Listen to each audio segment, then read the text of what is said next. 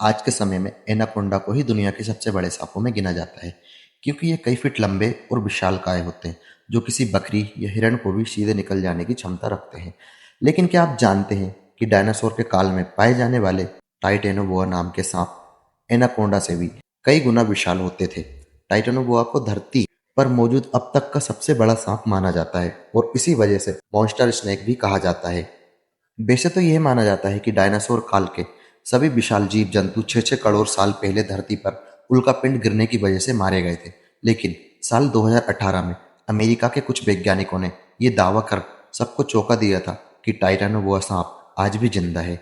यह इतना बड़ा है कि किसी बड़े मगरमच्छ को भी सीधे निकल सकता है। दरअसल टाइटेनोबोआ को भी डायनासोर के साथ ही विलुप्त मान लिया गया था, लेकिन वैज्ञानिक मानते हैं कि दुनिया की सबसे बड़ी नदी अमेजन नदी में दैत्य रूपी जीव आज भी रह रहा है।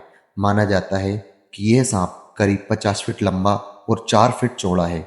माना जाता है कि टाइटेनोबोआ सांप का वजन करीब 1500 किलो होता था और साल 2009 में कोलंबिया में खुदाई के दौरान इस विशालकाय सांप के कई जीवाश्म मिले थे। जीवाश्म की जांच की गई और उसके आधार पर यह अनुमान लगाया गया कि उस सांप की लंबाई करीब 42 फीट और वजन 1100 किलो के करीब रहा होगा।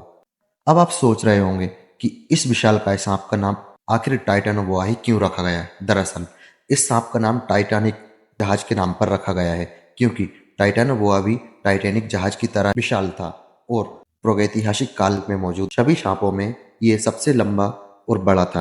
अब टाइटेनोबोआ सांप जिंदा है या नहीं, ये तो इसके बारे में दावे करने वाले वैज्ञानिक ही जाने, क्योंकि अभी तक इसकी पुष्टि नहीं हो पाई है। हालांकि इतना जरूर है कि अमेजन नदी इतनी बड़ी और लंबी है कि टाइटेनोबोआ जैसे किसी सांप को ढूंढ पाना लगभग नामुमकिन ही है, क्योंकि अमेजन जंगल और ये नदी इतने विशाल हैं कि इनके अंदर घुसने की हिम्मत कोई नहीं जुटा पाता।